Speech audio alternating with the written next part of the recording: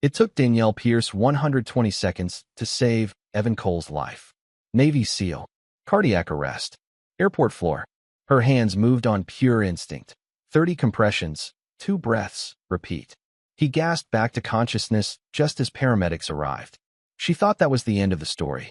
But 48 hours later, her supervisor called with a message that shattered her world.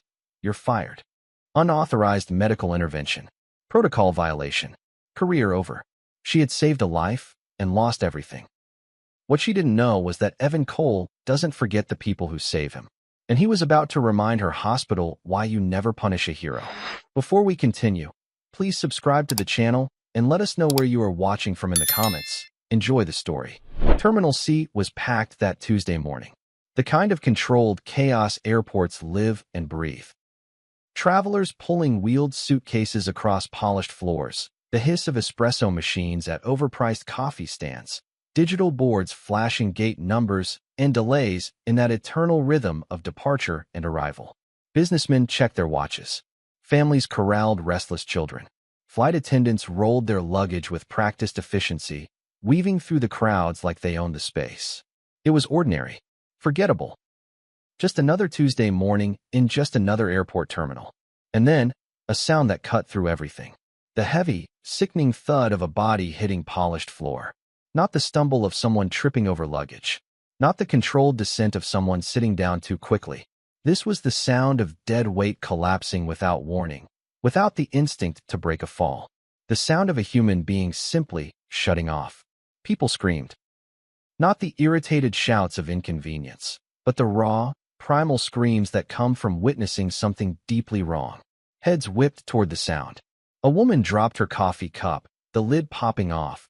Dark liquid spreading across white tile like a stain that shouldn't be there. A child started crying. Someone shouted for help, their voice cracking with panic. And just like that, a wall of fear spread through Terminal C. Most people backed away. It's instinct. When something dangerous happens, when the order of the world cracks open and shows you mortality in broad daylight, you create distance. You protect yourself. You wait for someone else to step in. A circle formed around the man in camouflage who lay motionless on the ground, his body twisted at an angle that didn't look right. One arm stretched out like he'd been reaching for something he'd never touch. But one person moved forward. Danielle Pierce didn't think, didn't hesitate, didn't calculate the risk or wonder if someone more qualified was nearby. She just moved. Her carry-on bag slipped off her shoulder and hit the ground. Her exhaustion, the kind that settles deep into your bones after a red-eye flight, vanished in an instant. Everything narrowed to a single point of focus, the man on the ground. She dropped to her knees beside him, ignoring the cold hardness of the airport floor, ignoring the growing crowd, ignoring the woman who was filming with a shaking phone, whispering frantic prayers under her breath. Danielle's hands moved with the precision of someone who had done this 1,000 times before. 2 fingers pressed to the man's neck, searching for the steady thump of a pulse, that reassuring proof that life was still there, still fighting. Nothing. Her other hand moved to his wrist. She pressed harder, adjusting her position, hoping she was wrong, hoping her fingers were just in the wrong place. Still nothing.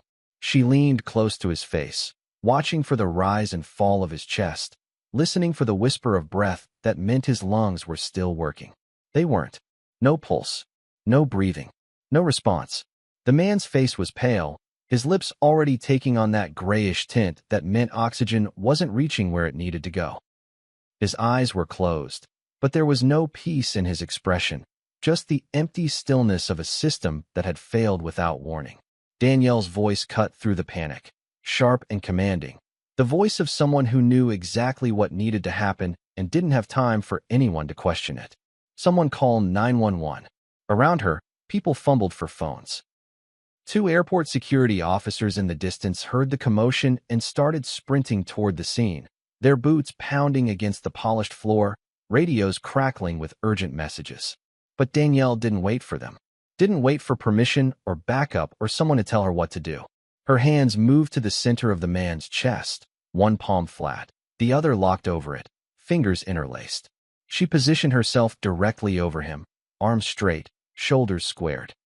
Everything her training had drilled into her, every certification class, every emergency drill, every moment in the ER when seconds meant the difference between life and death, came flooding back. And then she pressed down. Hard. Most people would have frozen in that moment, would have second-guessed themselves, worried about doing it wrong, wondered if they had the right, questioned whether they should wait for professionals. Most people would have let fear paralyze them while precious seconds slipped away. But Danielle Pierce didn't have that luxury. Because the man on the ground didn't have 30 seconds to spare while someone decided whether to act. He didn't have time for hesitation or doubt or the paralysis of overthinking. He had right now.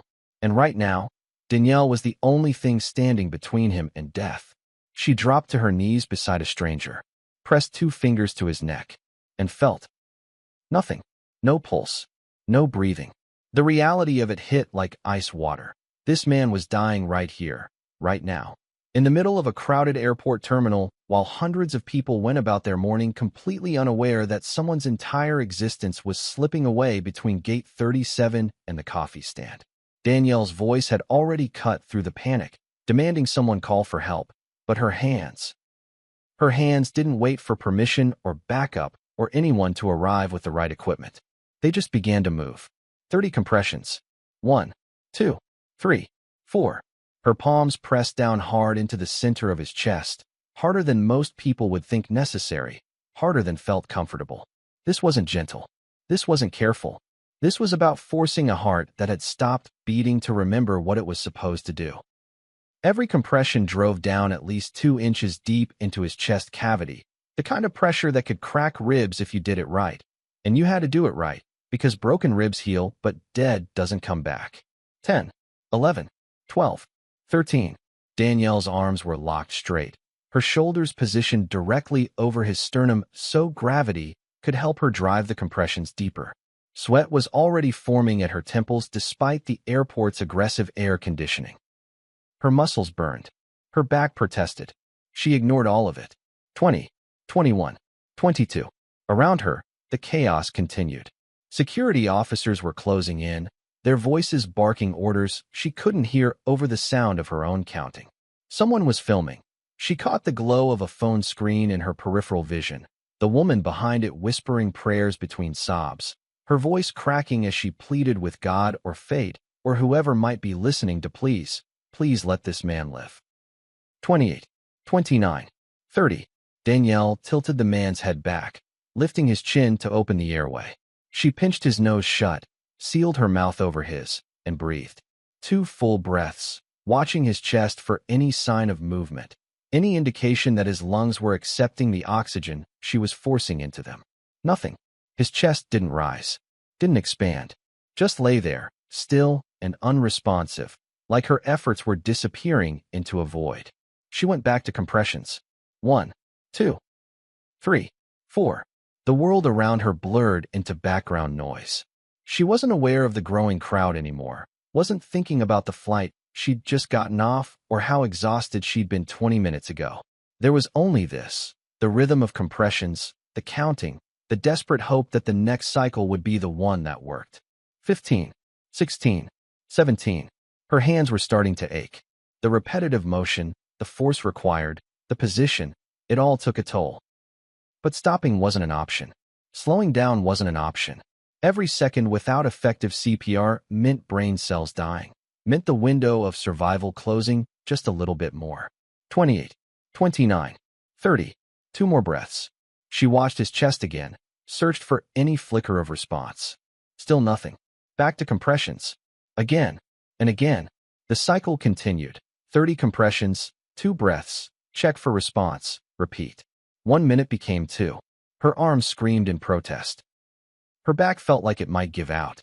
But Danielle pushed harder, deeper, refusing to let up, refusing to accept that this stranger whose name she didn't even know might die here because she wasn't strong enough or fast enough or good enough. The security officers reached her side, kneeling down, asking questions she answered without breaking rhythm. No pulse when I started. No breathing. I don't know how long he was down before I got here. One of them radioed for paramedics, his voice urgent but controlled, trained for crisis. The other cleared the crowd back, creating space, making sure Danielle had room to work. And she kept working. 30 compressions. 2 breaths. Check. Nothing. Again. 30 compressions. 2 breaths.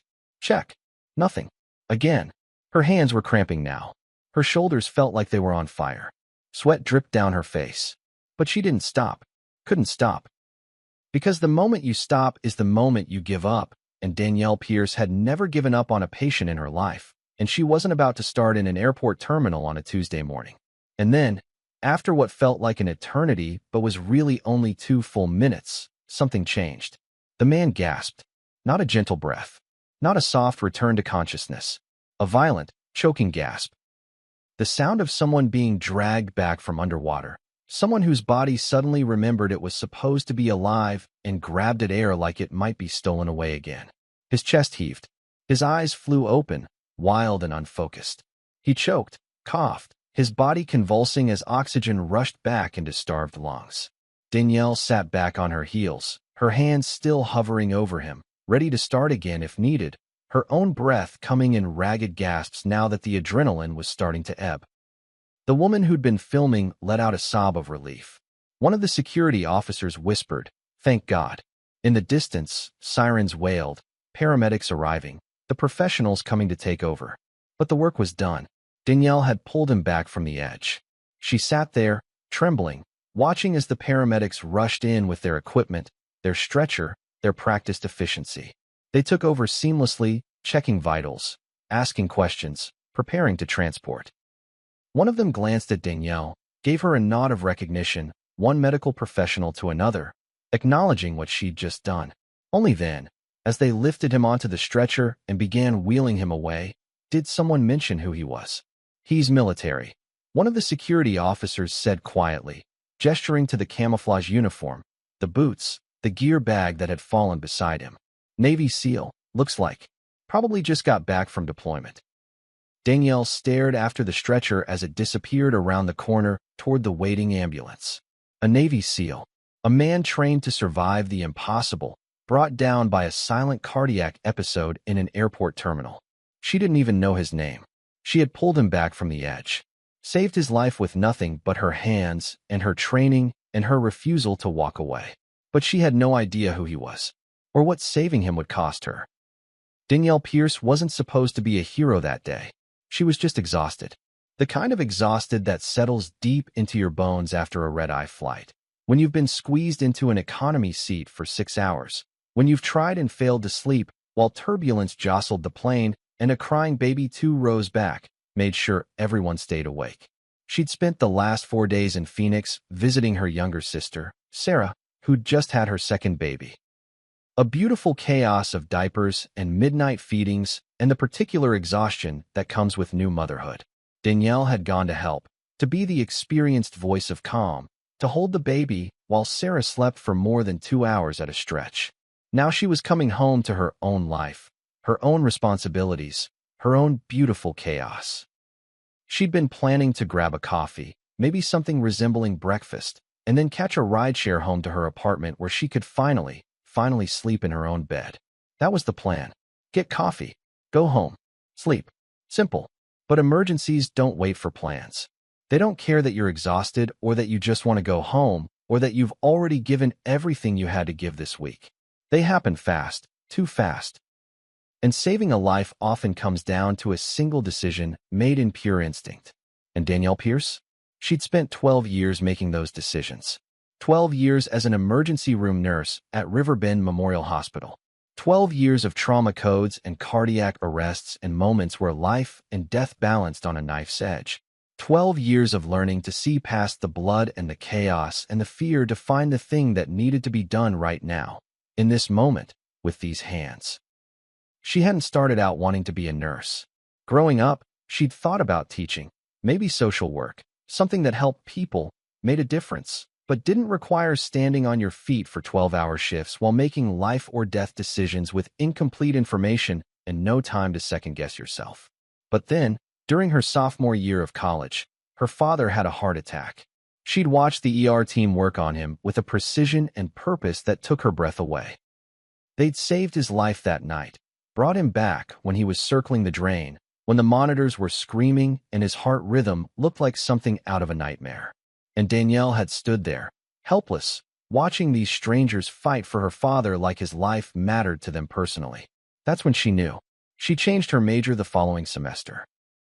Threw herself into nursing school with the intensity of someone who'd seen what was possible when skilled hands met desperate need.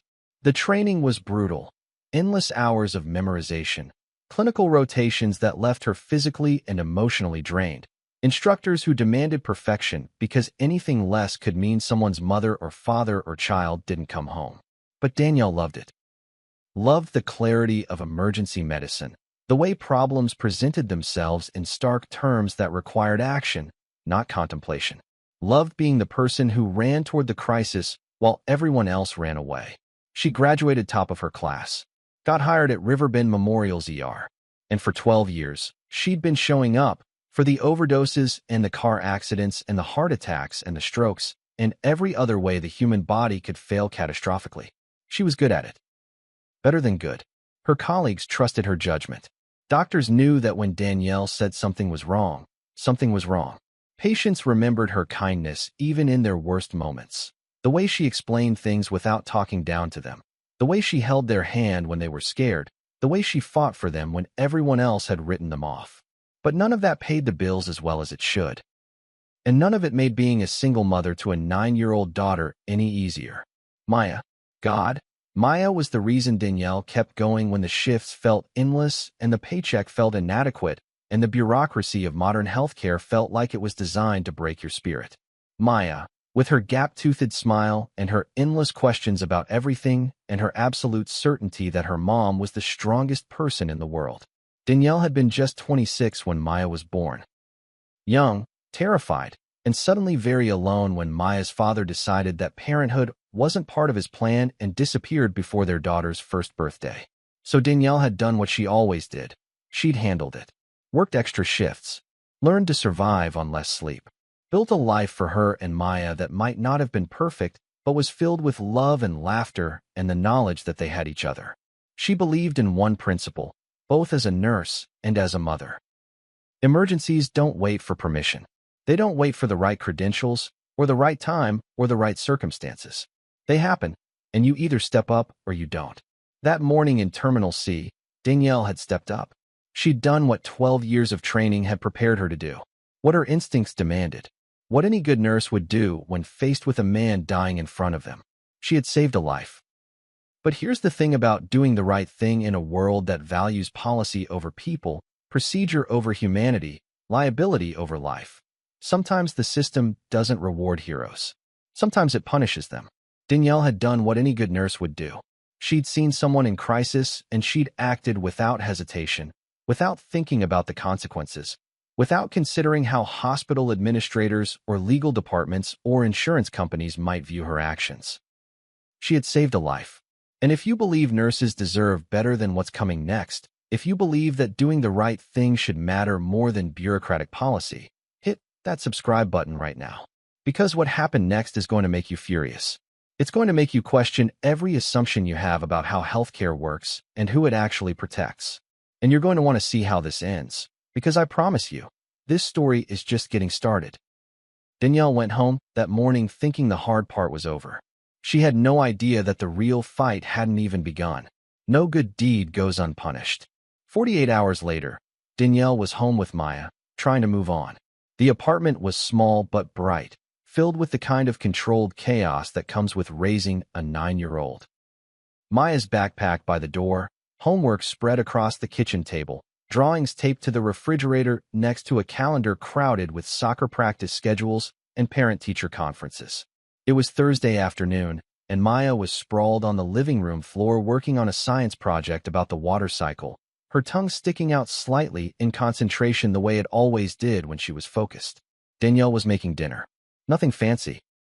Just spaghetti and marinara sauce. The kind of simple meal you could prepare while your brain was still processing everything that had happened 2 days ago. She'd replayed the scene in Terminal C 100 times since then. The man collapsing, her hands on his chest. The moment he gasped back to life. She kept wondering if she'd done everything right, if she'd compressed hard enough, if she'd tilted his head back at the correct angle. The video had gone viral, of course. The woman who'd been filming had posted it online. and within hours it had spread across social media. Hundreds of thousands of views, thousands of comments praising her quick thinking, calling her a hero, sharing their own stories of emergency medical interventions. A few local news stations had even called asking for interviews, but Danielle had declined. She wasn't interested in attention. She'd just done her job. She thought the hard part was over. She was wrong. Her phone rang. It was sitting on the counter next to the cutting board, and when the screen lit up, Danielle saw the name that appeared, Patricia Hendricks. Her supervisor at Riverbend Memorial. The director of nursing. Danielle's stomach tightened slightly. Patricia never called after hours unless something was wrong. A scheduling issue, maybe, or a question about a patient case from her last shift. She wiped her hands on a dish towel and picked up the phone. Hello, Danielle. Patricia's voice was cold, professional. The tone you use when you're about to deliver bad news and you've already decided you're not going to soften it. We need to discuss what happened on Tuesday at the airport. Oh, Danielle felt a flicker of unease. Okay, is everything all right? I'm calling to inform you that effective immediately, your employment at Riverbend Memorial is terminated. The words hit like a physical blow. Danielle's breath caught. The wooden spoon she'd been holding clattered into the pot of sauce. She gripped the edge of the counter, trying to process what she'd just heard, certain she must have misunderstood. I'm sorry, what? Your employment is terminated. Patricia repeated, each word deliberate and precise. You performed unauthorized medical intervention outside of hospital grounds. This constitutes a violation of multiple protocols, including our liability policies and the scope of practice guidelines outlined in your employment contract. Danielle couldn't speak, couldn't form words. Her mind was racing, trying to catch up, trying to make sense of something that made no sense at all. I saved someone's life, she finally managed, her voice barely above a whisper. You acted outside your professional capacity in a non-hospital setting, Patricia continued, as if reading from a script. The hospital cannot assume liability for medical interventions performed by our staff when they are not on duty and not on our premises. We have a zero-tolerance policy regarding unauthorized practice. This was made clear during your onboarding 12 years ago. He was dying. Danielle's voice cracked. He had no pulse, no breathing. I was the only person there who knew what to do. That's not the point, Danielle. Patricia's tone didn't change, didn't soften, didn't acknowledge the desperate edge in Danielle's voice. The point is that you exposed this hospital to significant legal and financial risk. What if something had gone wrong? What if he'd sustained injuries from your intervention? What if his family had decided to sue? We cannot have our employees acting as representatives of this institution when they are not under our direct supervision and control. Danielle felt like the floor had dropped out from under her. This couldn't be happening. This couldn't be real. She'd spent 12 years at Riverbend Memorial. 12 years of overtime shifts and double coverage and coming in on her days off because they were short-staffed. 12 years of holding patients' hands while they died and celebrating with families when their loved ones pulled through. 12 years of giving everything she had to that hospital, and they were firing her for saving a life. You can't be serious, she said, her voice shaking now, anger starting to burn through the shock. A man is alive because of what I did. He's alive, and you're punishing me for that. We're following protocol, Patricia said flatly. Your final paycheck will be processed and mailed to your address on file. You are required to return your hospital badge and any other institutional property within 72 hours. HR will send you the necessary termination paperwork. Patricia, this decision is final, Danielle. I'm sorry it came to this. The line went dead. Danielle stood there, phone still pressed to her ear, listening to the silence. She couldn't move, couldn't breathe, couldn't process what had just happened. Behind her, Maya looked up from her science project. Mom? Are you okay? Danielle turned slowly, her daughter's worried face coming into focus. She tried to smile, tried to say something reassuring, but the words wouldn't come. How do you explain to your 9-year-old that you just lost your job? The job that paid the rent and bought groceries and kept the lights on. Because you saved someone's life. She saved a life and lost her career. The hospital didn't care that a man named Evan Cole was breathing, walking, living because of her. They didn't care that her instincts and training and courage had pulled him back from death. They didn't care that she'd done exactly what she was trained to do. what every moral bone in her body demanded she do. They cared about policy, about liability, about protecting themselves from the theoretical possibility of a lawsuit. They cared about everything except the one thing that should have mattered most, that a human being was alive. But they had no idea who they just crossed. Because at that exact moment, in a hospital room across the city, Evan Cole was waking up. The machines around him beeped steadily, monitoring his stabilized heart rate, his oxygen levels, his blood pressure, all the numbers that proved he was alive, that his body was functioning, that death had been cheated. A doctor stood at his bedside, a woman in her 50s with kind eyes and 20 years of cardiology experience. She was explaining what had happened to him, the cardiac episode, the collapse, the airport floor, and the nurse whose name he didn't know but whose hands had refused to let him die. Evan listened, his jaw tightening with each detail, his hands clenching the hospital sheets as the full picture emerged. Someone had saved his life, and he was about to find out what that had cost her. Evan Cole had survived firefights in Ramadi where bullets turned the air into a metal storm. He'd survived hostage rescues in Somalia where one wrong move meant everyone died. He'd survived missions in places that didn't exist on any official map, operations that would never make the news, moments where death wasn't just possible, but probable, and you kept moving anyway, because that's what SEALs do. He'd been shot at, blown up, thrown from vehicles, and dragged through hell more times than he could count. He'd seen friends die beside him. He'd made split-second decisions that meant the difference between coming home and being shipped back in a flag-draped box. 15 years of that.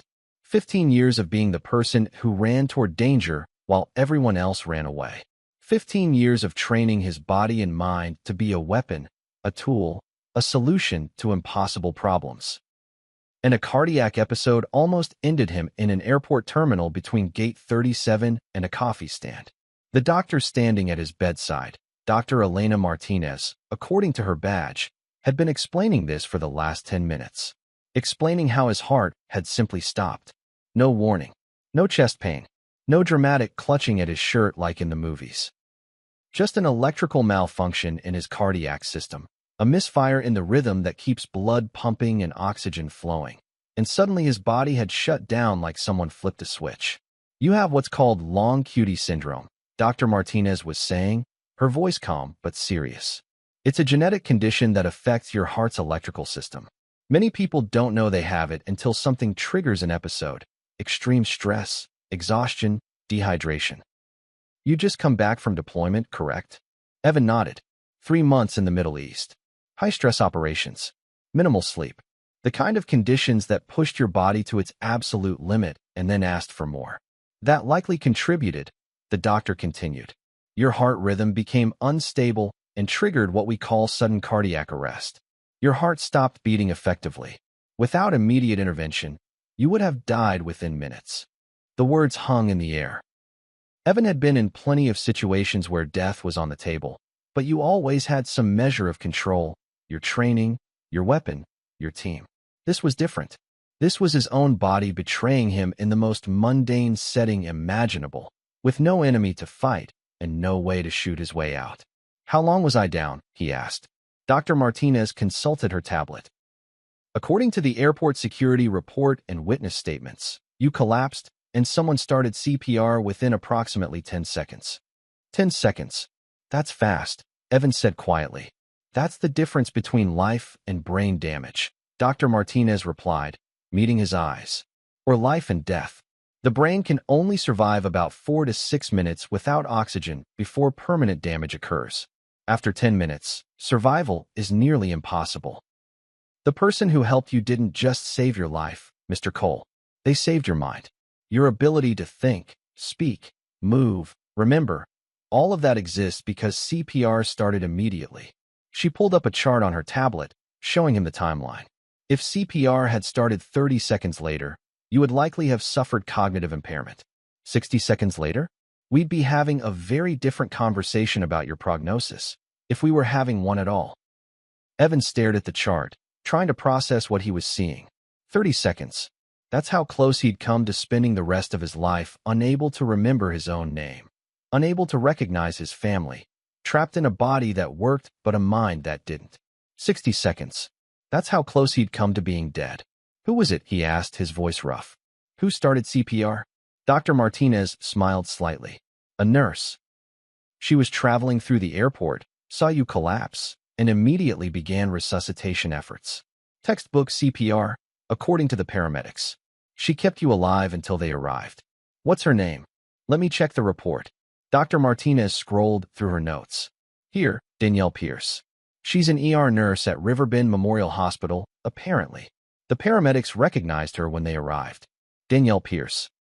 Evan repeated the name in his mind, committing it to memory the way he'd been trained to memorize mission-critical information. This woman, this stranger, had seen him dying and had refused to let it happen. Had dropped to her knees on an airport floor and fought death with her bare hands. And won. I need to thank her, Evan said. I'm sure she'd appreciate that, Dr. Martinez replied. Though from what the nurses have told me, she probably just sees it as doing her job. She made a few more notes on her tablet, explained his treatment plan, discussed the implantable cardioverter defibrillator they'd be placing in his chest to prevent future episodes. But Evan was only half listening now. His mind was already working through logistics. How to find Danielle Pierce, what to say, how to properly thank someone who'd given him his entire future back. Dr. Martinez left. A nurse came in to check his vitals. A younger woman named Ashley who moved with efficient care around his bed, adjusting his checking the monitors. The doctor said a nurse from Riverbend Memorial saved my life, Evan said as she worked. Danielle Pierce. Do you know her? Ashley glanced up, and something flickered across her face. I've heard of her. Everyone has, after what happened. What do you mean? Ashley hesitated, clearly debating whether to say more. Then she lowered her voice, glancing toward the door as if checking that no one else was listening. I heard she got fired for it. For saving you. Evan went very still. What? It's just rumors, Ashley said quickly. But apparently Riverbend terminated her employment because she performed medical intervention outside the hospital. Some policy violation. I don't know all the details, but... She trailed off, shaking her head. It's messed up, if it's true. The machines monitoring Evan's heart rate started beeping faster.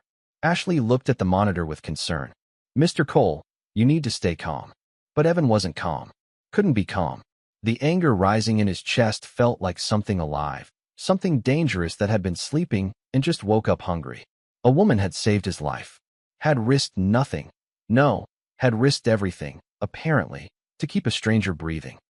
Had given him a future, given him the chance to see his family again, to live, to matter. And they'd fired her for it. Evan Cole had one rule that superseded all others. One principle that had been hammered into him through years of SEAL training and reinforced through every mission, every operation, every moment when someone had his back, and he had theirs. You protect the people who protect you. Always. No exceptions. Danielle Pierce had protected him when he was at his most vulnerable, when he couldn't protect himself, when his own body had failed him in the worst possible way. And some hospital administrator had punished her for it. Ashley was saying something about keeping his stress levels down, about how anger wasn't good for his recovery, but Evan wasn't listening anymore. His mind was already shifting into operational mode. The cold, focused clarity that came when a mission presented itself and failure wasn't an option. Danielle Pierce had fought for him. Now he was going to fight for her. And when a Navy SEAL decides to go to war, when someone with his training and his connections and his absolute refusal to quit makes someone his mission, the world doesn't know what's about to hit it. Evan reached for his phone on the bedside table. He had calls to make. And Riverbend Memorial Hospital had no idea who they'd just crossed. 2 days after the firing, Danielle was home, broken, unsure of her future. She'd been sitting at the kitchen table for the better part of an hour, staring at a stack of bills she wasn't sure how she'd pay now. Rent, utilities, Maya's after-school program, the car payment, groceries. Everything suddenly felt impossible, like the foundation of her entire life had cracked open and she was watching it all slide toward the edge. Maya was at school, thank God. Danielle hadn't figured out how to explain this yet. How to tell her daughter that mom had lost her job, that things were going to be tight for a while, that she didn't know what came next. She'd been rehearsing different versions of the conversation in her head, trying to find words that would be honest without being terrifying. Unemployment would kick in eventually, but it wouldn't be enough. Not nearly enough. And there was the darker question lurking beneath everything else. Would other hospitals even hire her now? Would this termination follow her like a shadow, a red flag on her record that screamed liability risk to every HR department in the city? She'd called 3 nursing colleagues yesterday. 2 hadn't answered. The one who did had been sympathetic but distant, like Danielle's situation was contagious, and getting too close might infect her too. "I'm so sorry," her friend had said. "But you know how hospital politics are. They're making an example of you." An example. Danielle had saved a man's life, and they were making an example of her. The worst part, the part that kept her awake at 3 in the morning staring at the ceiling, was that she'd do it all over again. If she could go back to that Tuesday morning in Terminal C, knowing everything that would happen afterward, she wouldn't change a thing. She'd still drop to her knees, still start compressions, still fight death with her bare hands until that man gasped back to life. Because that's what you do. That's who she was. And no policy, no termination, no stack of unpaid bills could change that fundamental truth about herself. But knowing you did the right thing doesn't pay rent. Danielle was still staring at the bills when someone knocked on her apartment door. She almost didn't answer. Wasn't expecting anyone. Didn't have the energy for a neighbor asking to borrow something or a delivery person at the wrong address. But the knock came again, firm, patient, the kind of knock that said the person on the other side wasn't leaving until the door opened. Danielle pushed back from the table, walked through the small living room, and pulled open the door. And froze. The man standing in her doorway was tall, easily over 6 feet. With the kind of build that came from years of physical training, broad shoulders, and a presence that filled the space, even though he was standing perfectly still. He was dressed casually, jeans and a dark jacket, but there was something unmistakably military about him. The way he carried himself, the steadiness in his eyes, the quiet confidence of someone who'd been tested in ways most people couldn't imagine and had come through on the other side. A bandage peeked out from under the collar of his shirt. "Danielle Pierce," he said, his voice low and steady. She nodded slowly, her mind racing to place him, to understand why this stranger was at her door, why he looked vaguely familiar in a way she couldn't quite. And then it hit her. Terminal C. The airport floor. The man in camouflage who'd collapsed. "My name is Evan Cole," he said, and there was something in his voice. Emotion held tightly in check, like he was trying to keep himself together. "I'm alive because of you." Danielle took a step back, her hand still on the doorframe, trying to process what was happening. This was him, the Navy SEAL, the man whose heart had stopped, whose life had hung by a thread while she'd counted compressions and refused to give up. He was standing on her doorstep. She started, but the words caught in her throat. "The doctors told me everything," Evan continued, his eyes never leaving hers. "They said if CPR had started even 30 seconds later, I would have suffered severe brain damage. A minute later, I'd be dead. You didn't just save my life, Danielle. You saved everything. My mind, my future, my ability to be the person I am. You gave all of that back to me when you had no reason to, when you didn't even know who I was." Danielle shook her head, finding her voice. "I'm a nurse. That's what we do. I saw someone who needed help, and I helped. Most people wouldn't have," Evan said quietly. "Most people would have waited for someone else. Would have worried about doing it wrong, about getting sued, about 1,000 reasons not to get involved. You didn't hesitate. You just acted." He paused, and when he spoke again, his voice was rougher. "I'm standing here right now because of you. My family still has a son and a brother because of you. Do you understand what that means?" Danielle felt tears threatening and blinked them back. She'd spent the last 2 days feeling like she'd made a terrible mistake, like her instincts had betrayed her, like doing the right thing had been the wrong choice. And now this man, this stranger whose life she'd saved, was standing on her doorstep telling her that she'd given him everything. "I heard what happened," Evans said, and something shifted in his expression. The gratitude was still there, but now it was joined by something harder, something that looked like barely controlled anger. "I heard you lost your job because you saved me." Danielle looked away. "It's complicated. Hospital policy." "It's not complicated," Evan cut in, his voice firm. "It's wrong. You did something extraordinary, something heroic, and they punished you for it. They took your career, your income, everything you've built, Because you saved a life. He stepped closer, and his eyes were fierce now, burning with purpose. I'm not letting that stand. Danielle stared at him. What?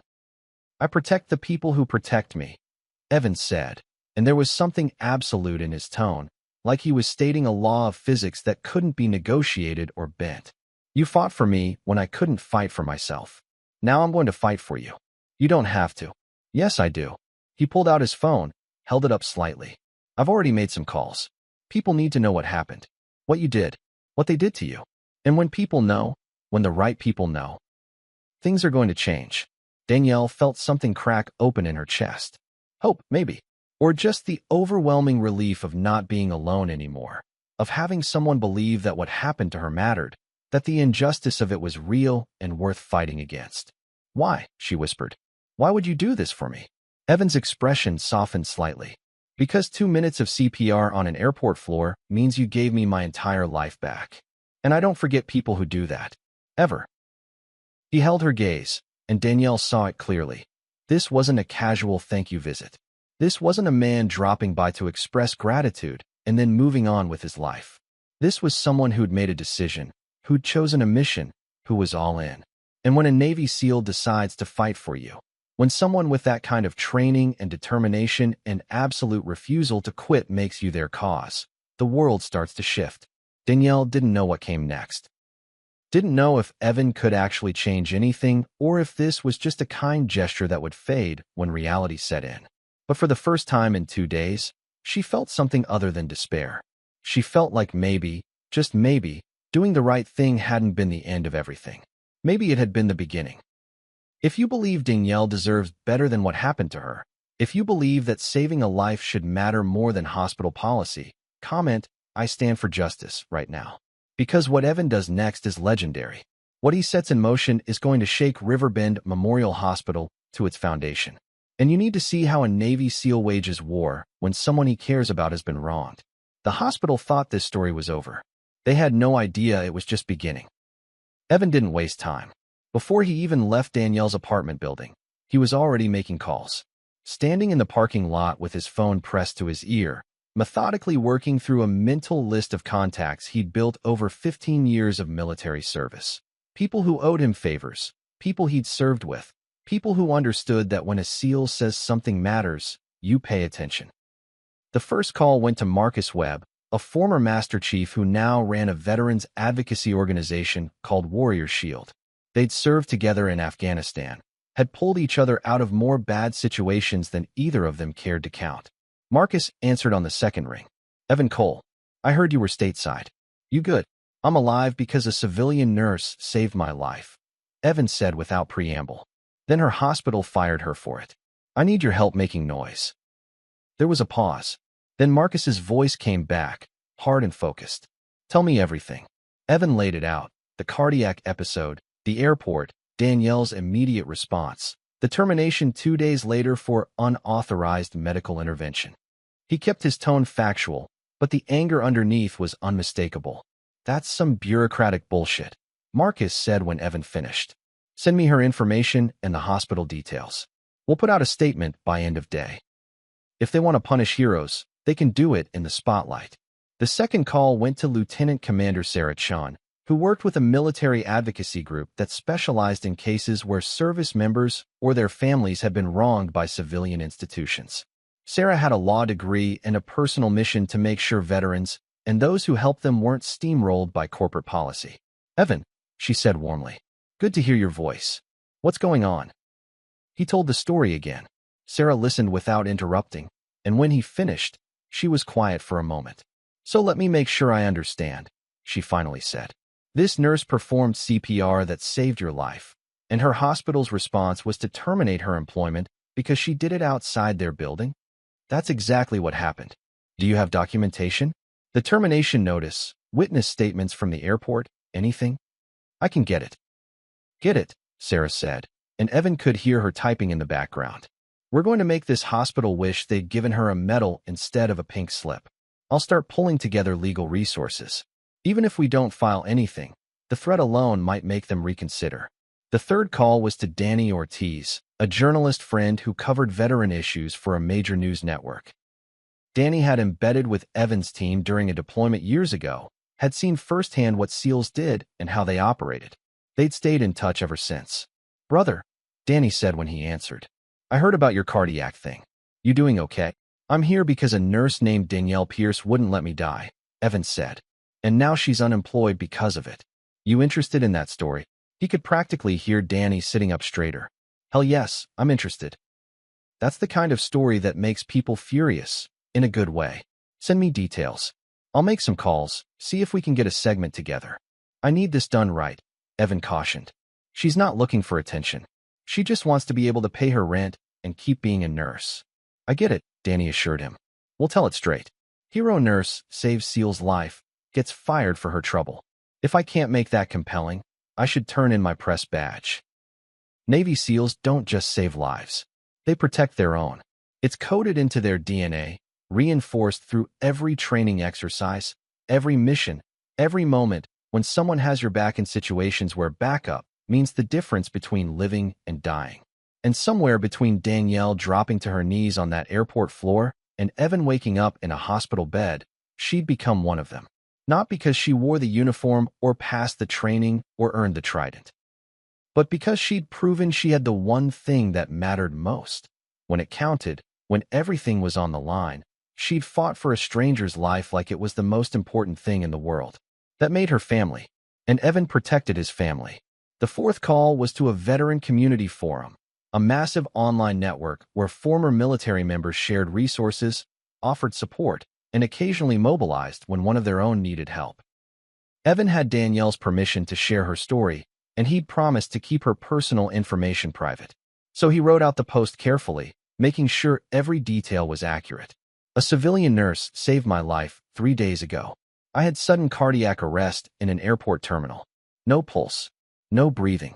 She started CPR within seconds, kept me alive until paramedics arrived. Doctors told me that if she'd waited even 30 seconds longer, I'd have brain damage. A minute longer? Dead. This woman gave me my entire future back." Her hospital's response: "They fired her, terminated her employment for unauthorized medical intervention outside hospital grounds. She's a single mother with 12 years of ER experience. She did everything right. And now she's unemployed because she refused to let a veteran die. This is Danielle Pierce, and she deserves better." He included the basic facts, the hospital's name, the policy they'd cited, the timeline of events.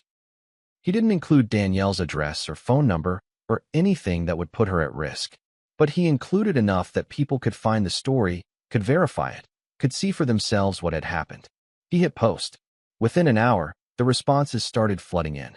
Veterans from every branch of service weighing in, sharing the post, tagging advocacy groups and news outlets, and anyone else who might care. The anger was palpable, the sense of injustice sharp and immediate. "This is unacceptable. She saved a SEAL's life, and they fired her? What kind of hospital does that? Riverbend Memorial just made the list. I'm a nurse and a veteran. This makes me sick. Someone needs to hold this hospital accountable." The post was shared 100 times, then 500, then 1,000.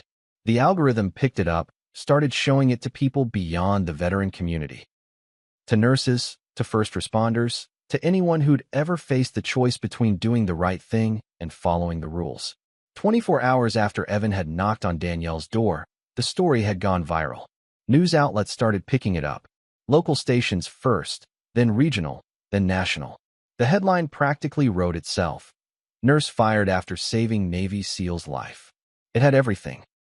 A hero, a villain, an injustice so clear-cut that people across political lines could agree it was wrong. Marcus's Veterans Organization released a formal statement condemning Riverbend Memorial's decision. Sarah's advocacy group announced they were exploring legal options. Danny's news segment aired during prime time, featuring interviews with medical ethicists who called the firing unconscionable and former patients who praised Danielle's work. The hospital's phone lines lit up. Their social media accounts were flooded with comments. Thousands of people demanding answers, demanding justice, demanding that Danielle be reinstated immediately. Petitions started circulating. 5,000 signatures the first day, 20,000 the second, 50,000 by the end of the week. Major donors to Riverbend Memorial started calling the administration, asking pointed questions about whether their contributions were supporting an institution that punished people for saving lives. Local politicians weighed in on Twitter, issuing statements about the importance of protecting healthcare workers who act in good faith. The pressure built like water behind a dam, and Riverbend Memorial, an institution that had thought they could bury this quietly with a policy citation and a termination letter, suddenly found themselves at the center of a national firestorm. They'd made a calculation that protecting themselves from liability was worth sacrificing one nurse's career, that no one would care enough to make it a problem, that this would blow over in a day or two and everything would go back to normal. They were wrong. Because the hospital didn't understand something fundamental about the military community. When you wrong one of their own, they don't let it go. They mobilize. They organize. They turn injustice into a mission, and they don't stop until the mission is complete.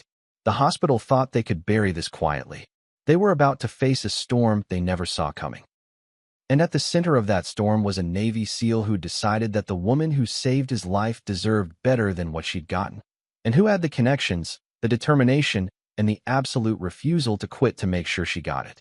It started with a single post on a veteran community forum. Within 3 days, the entire country was paying attention. The headline appeared everywhere, on cable news cheer-ins, trending on social media, plastered across newspaper websites.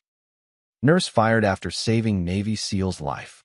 8 words that captured an injustice so profound, so obviously wrong, that it cut through the noise of daily headlines and grabbed people by the throat.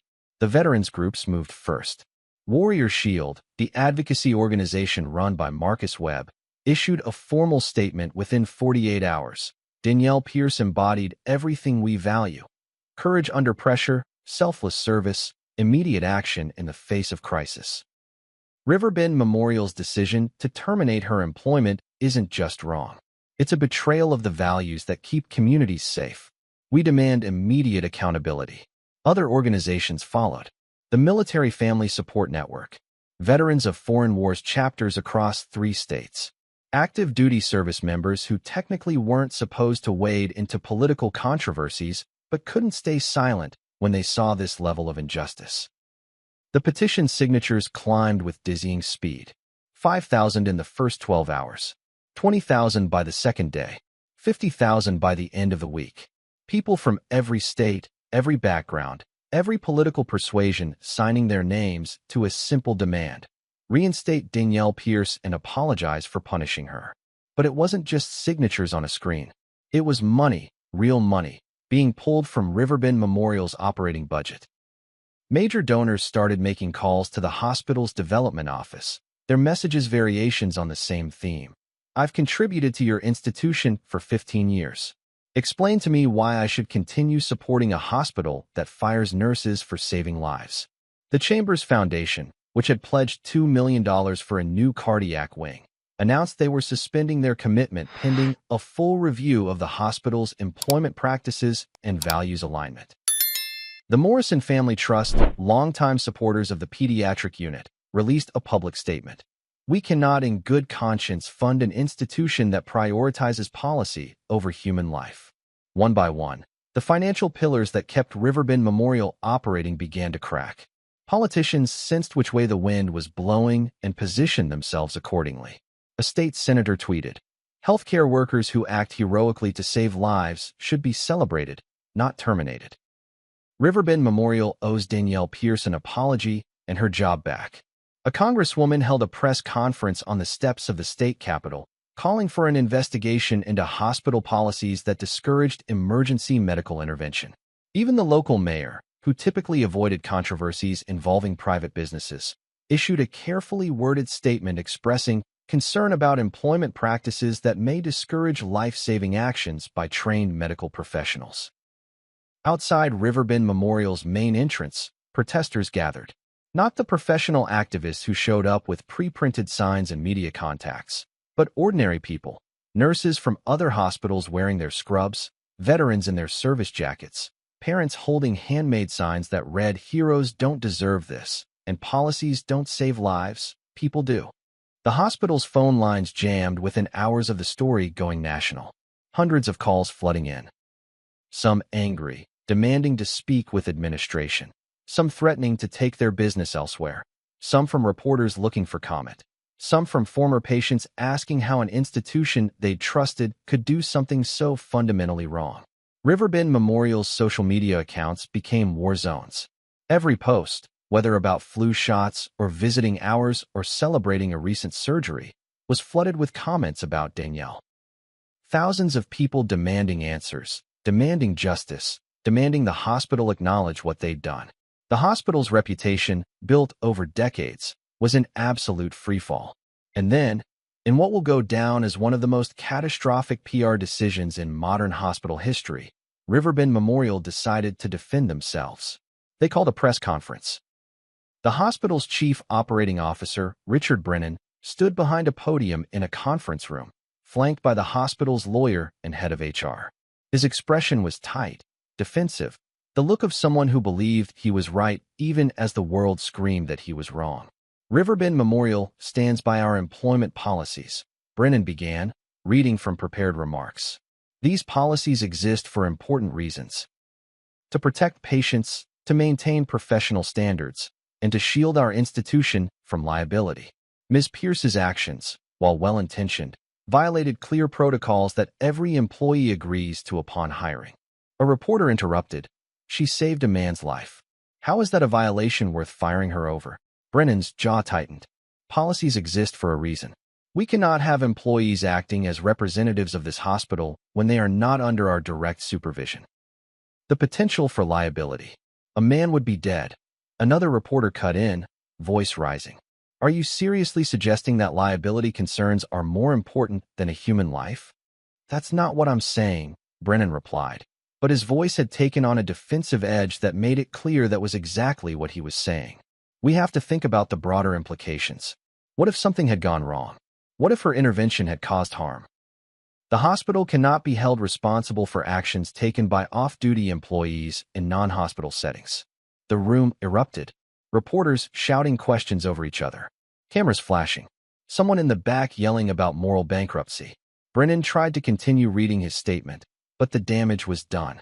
Within minutes, video clips of his remarks, particularly the phrase, "policies exist for a reason," were circulating online, stripped of context but devastatingly damning.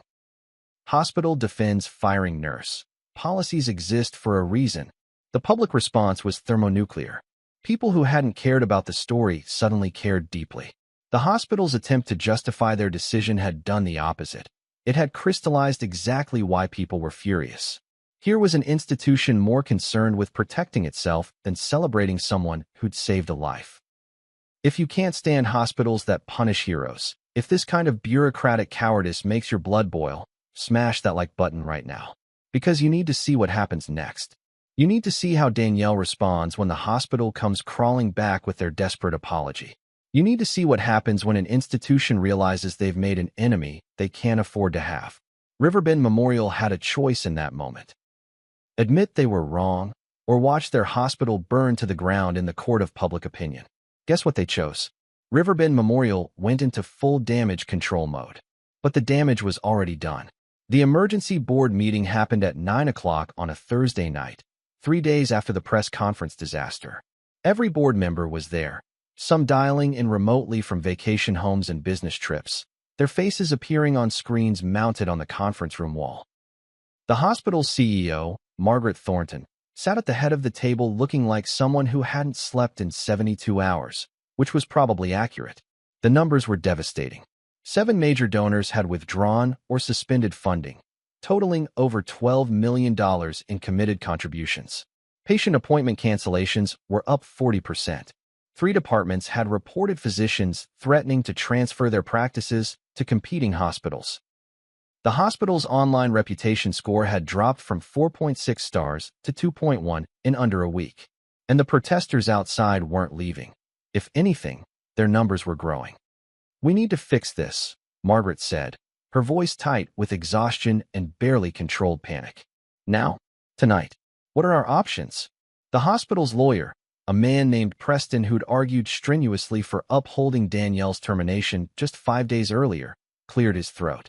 We reverse the decision. Immediately. Issue a public apology. Offer reinstatement with favorable terms. That makes us look weak, Richard Brennan protested. Like we caved to public pressure. We did cave to public pressure, one of the board members shot back. Because the alternative is watching this institution collapse. Do you understand what $12 million in withdrawn funding means? Do you understand what happens when physicians start leaving? The vote was unanimous. By midnight, the hospital's legal team had drafted the reinstatement offer. By 6 the following morning, it was on Margaret Thornton's desk for final approval. By 8 a.m., it was ready to be delivered. Danielle's phone rang at 8:30. She was making breakfast for Maya, scrambled eggs and toast, the kind of simple meal that had become their routine, while Danielle figured out what came next. When she saw the hospital's main number on her screen, her stomach dropped. This is Danielle. Danielle, it's Margaret Thornton. We need to talk. The CEO's voice was different from Patricia's had been during the termination call. Softer, almost gentle. The tone of someone who knows they're in the wrong and is trying to find a way back. I'm listening, Danielle said carefully. We've reviewed your termination, Margaret began, and we've concluded that it was handled inappropriately. We'd like to offer you reinstatement, effective immediately, with a promotion to senior ER nurse and a 15% salary increase. We're also prepared to offer a bonus payment of $25,000 as compensation for the distress this situation has caused. Danielle set down the spatula, her hand suddenly shaking. $25,000. That was more money than she'd ever seen in one place. That was her rent for almost a year. That was security, breathing room, the ability to stop panicking about bills. We'll also be issuing a public apology, Margaret continued. Acknowledging that your actions were heroic and that our policy response was, she paused, choosing her words carefully, insufficient. We want you back, Danielle. The hospital needs nurses like you. People who act with courage and conviction. You fired me for acting with courage and conviction, Danielle said quietly. There was a long silence on the other end of the line. We made a mistake, Margaret finally said. I'm calling you personally to tell you that. We were wrong. And we want the opportunity to make this right. The offer came via email 10 minutes later. Danielle sat at her kitchen table, reading through every word. The promotion details, the salary increase, the bonus structure, the public apology they planned to release. It was comprehensive, thorough, designed to look generous. It was everything she'd thought she wanted 3 days ago when she was staring at unpaid bills and wondering how she'd survive. Maya wandered over, peering at the screen. What's that, Mom? The hospital wants me to come back, Danielle said softly. That's good, right? Maya's face brightened. You were so sad when they fired you. Danielle looked at her daughter, 9 years old, gap-toothed, brilliant, trusting that Mom would make the right decision because Mom always did. And something crystallized in that moment. A clarity that cut through the fear and the financial stress and the temptation of that $25,000 bonus. She'd spent 12 years at Riverbend Memorial. 12 years of watching administrators prioritize policy over patients, liability over lives, profit margins over the people who actually did the work. She'd stayed because it was stable, because it paid the bills, because leaving felt too risky when she had Maya to think about. But they'd shown her exactly how much loyalty meant to them. The moment it became inconvenient, the moment protecting her created even the slightest risk for them, they discarded her without hesitation. And now that keeping her gone had become more expensive than bringing her back, they wanted to pretend none of it had happened.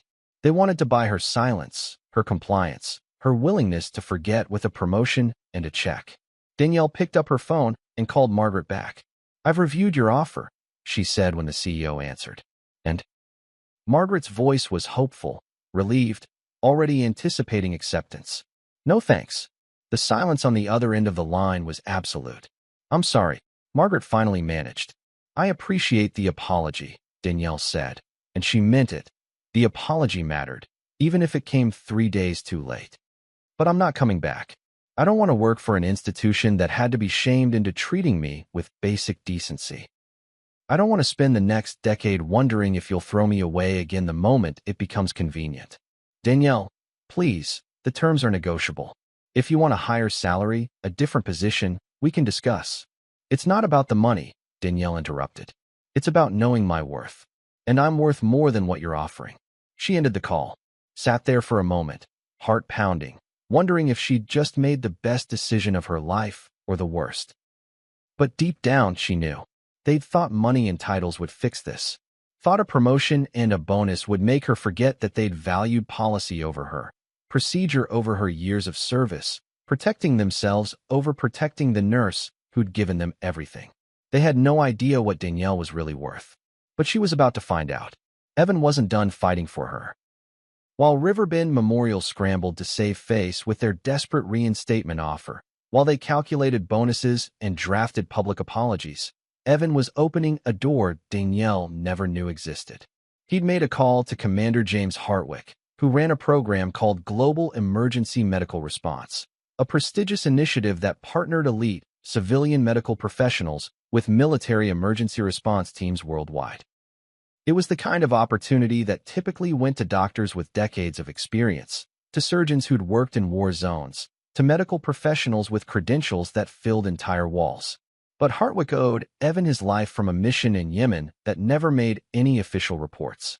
And when Evan explained what Danielle had done, the immediate response, the perfect CPR, the refusal to walk away even when it cost her everything, Hartwick listened. "She sounds exactly like who we need," Hartwick said. "Send me her information." The program was unlike anything in traditional hospital nursing. Teams deployed to disaster zones after earthquakes and hurricanes, worked alongside combat medics training for deployment, coordinated humanitarian missions in regions where infrastructure had collapsed, and emergency medical care meant the difference between villages surviving or being wiped out. It was high-stakes, high-impact work that required not just technical skill, but the kind of courage and quick thinking Danielle had demonstrated on that airport floor. 3 days after Danielle turned down the hospital's offer, Evan showed up at her apartment again. This time he wasn't alone. Commander Hartwick was with him, a man in his 50s with silver hair and the bearing of someone who'd spent 30 years making impossible decisions in impossible situations.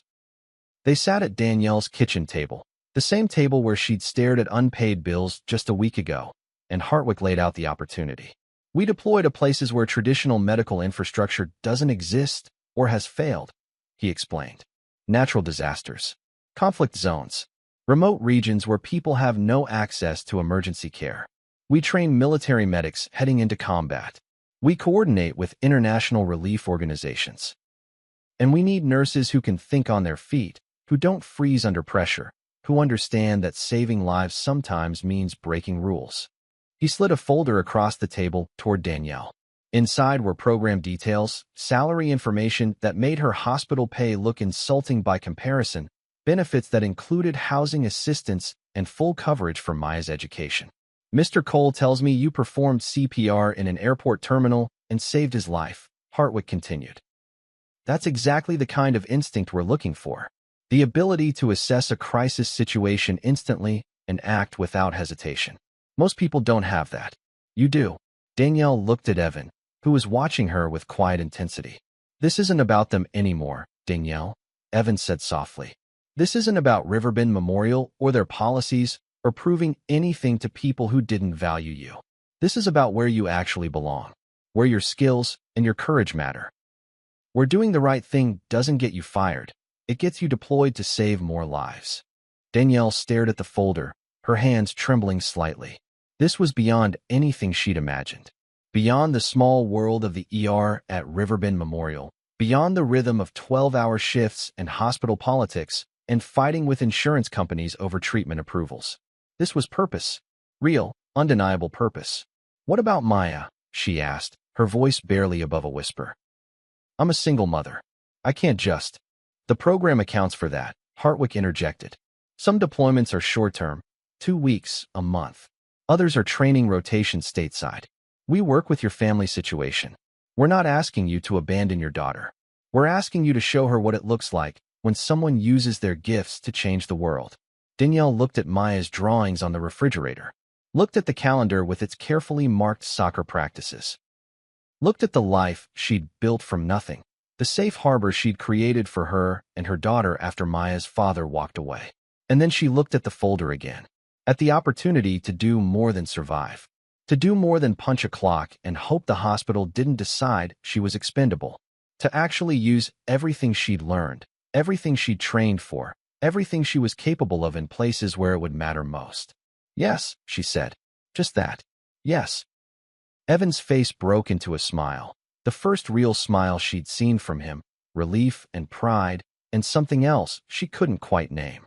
Welcome to GMR, Hartwick said, extending his hand across the table. Danielle shook it and felt something shift. Felt the weight of the last 2 weeks, the termination, the fear, the desperate scrambling for what came next, lift off her shoulders and transform into something else entirely. Losing her job had felt like the end of everything. But it was actually the beginning. Danielle's story became national news. Not the scandal, her courage. The headlines shifted. No longer nurse fired after saving SEAL's life, but fired nurse joins elite military medical program. And from hospital termination to humanitarian hero, one nurse's journey. News segments featured her training, interviewed Commander Hartwick about the program's mission, showed footage of previous deployments where GMR teams had saved thousands of lives in disaster zones. Danielle became a symbol of something people desperately wanted to believe, that doing the right thing mattered, that courage was rewarded eventually, that the system could be beaten if you refused to give up. She began training 3 weeks after accepting the position. The program was intense. Wilderness medicine protocols, trauma care in austere environments, mass casualty management, cultural competency for international deployments. It pushed her harder than nursing school ever had, demanded more than 12-hour ER shifts, required her to think differently about what medical care meant when you had no hospital, no equipment, nothing but your hands and your training and the absolute determination to save lives anyway. And Evan didn't fade from her life. She'd expected him to. Expected that once the crisis was resolved, once she was settled in her new position and he'd fulfilled whatever sense of obligation he felt, they'd drift apart the way people do when the emergency that brought them together has passed. But he kept showing up. He visited her training sessions, standing on the sidelines while she practiced field triage procedures, watching with the quiet attention of someone who understood exactly how critical these skills were. Afterward, he'd offer observations, not criticism, but insights from his own experience operating in environments where perfect conditions didn't exist and you had to make do with whatever you had. He brought her lunch on days when her training ran long and she forgot to eat. Nothing elaborate, sandwiches from a deli near the training facility, coffee the way she liked it, occasionally something sweet because he'd noticed she had a weakness for chocolate croissants when she was exhausted. He introduced her to his team, other SEALs, men who'd served with him, who'd trusted him with their lives and who extended that trust to Danielle because Evan vouched for her. They treated her like one of them, with respect, with humor, with the easy camaraderie of people who understood what it meant to run toward danger instead of away from it. Their conversations grew longer. What had started as quick check-ins and thank yous evolved into real discussions. They talked about the weight of making life or death decisions, about how you carried the people you couldn't save, about what it meant to choose a life where your actions had consequences that extended far beyond yourself. The conversations grew softer, too, more personal. He told her about growing up in Colorado, about the brother who died in a climbing accident when Evan was 19, about how that loss had shaped everything that came after. She told him about Maya's father leaving, about the terror of being 26 and suddenly responsible for another human being with no backup and no guarantee she wouldn't fail spectacularly. They talked about fear, about hope, about the strange beauty of finding meaning in work that demanded everything from you. Weeks passed. Danielle completed her initial training and received her first deployment assignment. A 2-week rotation in a refugee camp on the Turkish-Syrian border, working with displaced families who had no access to emergency medical care. She was terrified and exhilarated in equal measure. The night before she was scheduled to leave, Evan showed up at her apartment one last time. Maya was at a sleepover, a rare night when Danielle had the place to herself. They sat on her small balcony, the city lights spread out below them, sharing a bottle of wine and not saying much of anything.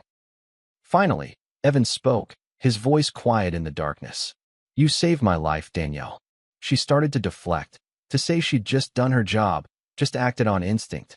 but he held up a hand. "Let me finish," he said. "You saved my life. And watching you these past weeks, seeing you step into this new role, seeing you become exactly who you were always meant to be." He paused, searching for words. "I don't want to just be the guy you saved. I don't want to fade into a story you tell about that time in the airport. I want," another pause, "let me be part of yours." Danielle looked at him, at this man who'd fought for her when she had nothing, who'd opened doors she didn't know existed, who'd shown up again and again when he could have walked away with a clear conscience. She didn't know what came next, didn't know if this was partnership or friendship or something deeper that neither of them had quite named yet. Didn't know how it would work with her deployments and his missions, and the complicated reality of two people whose lives were dedicated to running toward crisis. But she knew one thing with absolute certainty. Sometimes the world punishes you for doing the right thing. It fires you, humiliates you, makes you question everything you thought you knew about how justice works, about whether courage matters, about whether one person's actions can make any difference at all when institutions are designed to protect themselves instead of the people who serve them. Sometimes doing the right thing costs you everything you've built, your career, your security, your certainty about what comes next. But then the right people see what you did. And when they do, the impossible happens. 6 months after that morning in Terminal C, Danielle Pierce stood in a training facility outside Fort Bragg, teaching combat medics the same principles that had saved Evan Cole's life. 30 young men and women, about to deploy to places where medical care meant the difference between their brothers and sisters coming home or not, hung on her every word as she demonstrated proper CPR technique, explained the critical importance of those first 10 seconds, shared the reality that hesitation kills and action saves. She'd deployed twice by then. Once to that refugee camp on the Turkish-Syrian border, where she'd treated hundreds of people who had nothing, no homes, no safety, no hope except what people like her brought with them. Once to Haiti after an earthquake, where she'd worked 18-hour shifts in conditions that would have broken most people, saving lives in the rubble while aftershocks rattled the ground beneath her feet. She was exactly where she belonged. Evan had recovered fully. The implantable defibrillator in his chest monitored his heart rhythm constantly, ready to shock him back if another episode occurred. He'd returned to active duty, cleared for deployment, back with his team doing the work that defined him. But he called Danielle every few days, no matter where in the world either of them happened to be. Their conversations were a constant, a touchstone, a reminder that some connections forged in crisis don't fade when the emergency passes. They defined what they were to each other slowly, carefully, two people whose lives demanded so much that adding relationship to the list felt both terrifying and inevitable. But whatever label they eventually settled on, it was real. It was solid. It was built on something deeper than gratitude or attraction, on the bone-deep recognition that they were the same kind of person, the kind who ran toward the crisis instead of away. Riverbend Memorial, facing continued pressure from donors and the medical community, had issued a formal policy change. Off-duty medical personnel were now not only permitted but encouraged to provide emergency care in crisis situations, with full institutional support and legal protection. The policy was named the Danielle Pierce Protocol, a small acknowledgement, perhaps, but one that meant the next nurse who saw someone dying wouldn't have to choose between their career and their conscience. And Maya? Maya was thriving. She'd watched her mother lose everything and then build something better from the ashes. She'd seen what it looked like when someone refused to compromise their values, even when it cost them dearly. She'd learned that doing the right thing wasn't always rewarded immediately, but that it mattered anyway, and eventually the world caught up. She told people her mom was a hero, not because of the news coverage or the viral video or the prestigious program, but because she'd seen a stranger dying and hadn't walked away. Danielle lost her job for saving a life, but saving that life opened a door she never expected. And behind that door was everything: purpose, connection, a future that mattered not because it was safe or comfortable, but because it was right. Behind that door was the person she was always meant to become, if only she'd had the courage to walk through it. Sometimes the world punishes you for doing the right thing. But sometimes, if you refuse to give up, if the right people see what you did, if you remember that your worth isn't defined by the institutions that fail to value you, the impossible happens, and you discover that losing everything was actually the beginning of having it all. If Danielle's story proves anything, it's that doing the right thing is never wrong. Even when the world tells you it is, even when institutions punish you for it, even when the cost feels unbearable in the moment. If you believe in standing up for heroes like Danielle, if you believe that courage should be celebrated instead of punished, subscribe to this channel right now. We tell stories about people who refuse to stay down, who fight for what's right even when the odds are stacked against them, and who prove again and again that justice always finds a way, sometimes through the most unexpected doors. Comment below, no more punishing heroes. Let's make sure stories like this never get buried again. Let's make sure that the next Danielle Pierce knows that doing the right thing matters, that the right people are watching, and that courage will be rewarded even if it takes time. And if you know a nurse, a first responder, a teacher, a veteran, or anyone who's been punished for doing good, for acting on their conscience, for putting people over policy, for refusing to walk away when someone needed help, share this video with them. Because they need to know they're not alone. They need to know that their actions mattered. They need to know that the impossible is closer than they think. I'll see you in the next story. Until then, keep believing in the good ones. Keep fighting for what's right. And keep remembering that sometimes losing everything is just the beginning of finding what you were really meant to do.